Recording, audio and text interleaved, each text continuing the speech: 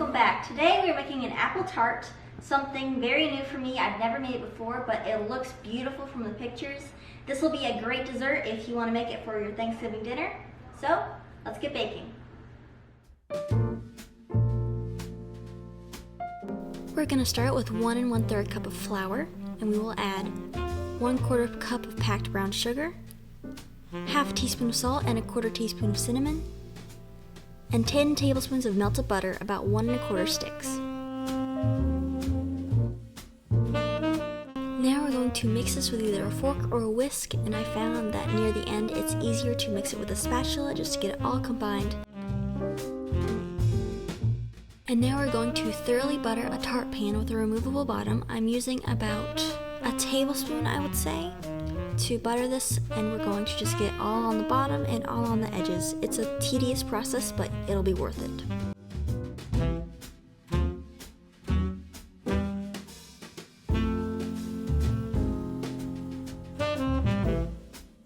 Now you're going to dump your dough into your pan, and you'll just press it out, push it all onto the edges, and make sure that it's not too thick in the center.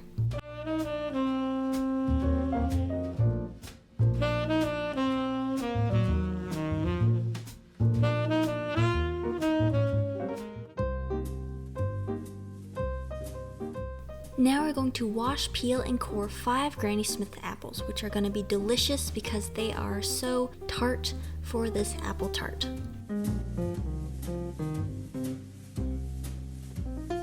I am using an apple cutter. It cuts up an apple into 8 slices, and then I'm going to slice those slices very thin as I can without cutting myself, and be sure that you don't do that either, but you can see they're very thin, and you're just going to go through this process with all of your apples.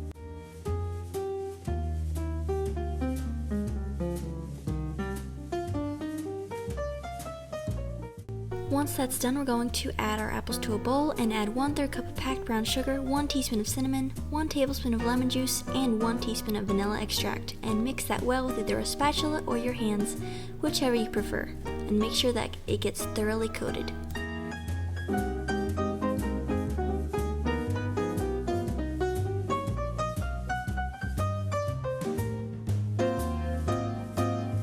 Now we will assemble our apple slices in any order we like in the pie crust. You can make them look any way you like. I chose to line them up and sort of have them slanted and leaning on each other in the end, and it looked really pretty and nice, but you do it however you like. I also broke some apple slices in half to fill up spaces and gaps.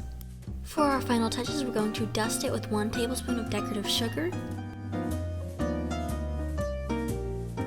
and then dot it with 2 tablespoons of butter cut into small cubes. And I would suggest freezing the 2 tablespoons beforehand so it's easier to cut up, because I made it a little messy.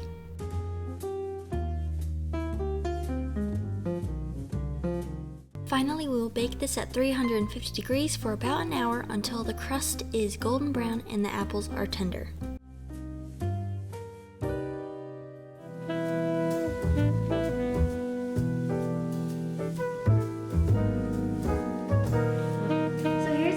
Of the final product. It is gorgeous. The apples are like a golden crisp, and the crust is sort of flaky. I haven't tried it yet, but I'm going to right now. Okay.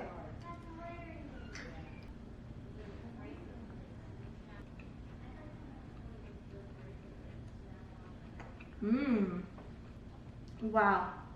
That's really good. The crust is really delicious. I normally don't like crusts, like traditional pie crust. This isn't traditional though. This is really delicious.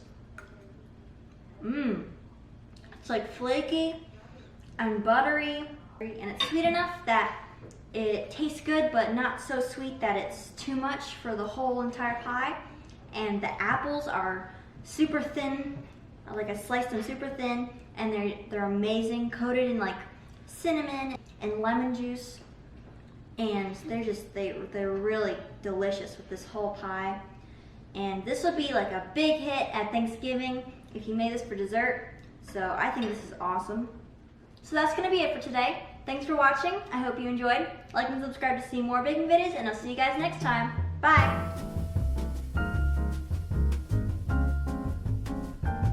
I got it.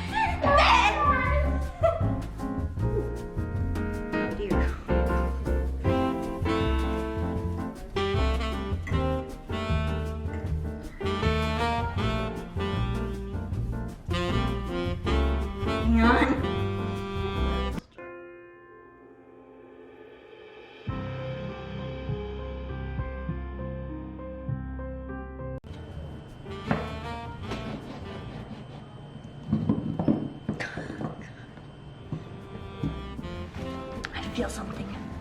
It's wet, slimy, gooey. Are you done? Yeah, it's when you stop. Whoa. Let's go see. Bye, Ben. My cameraman is gone. He's taken by nature.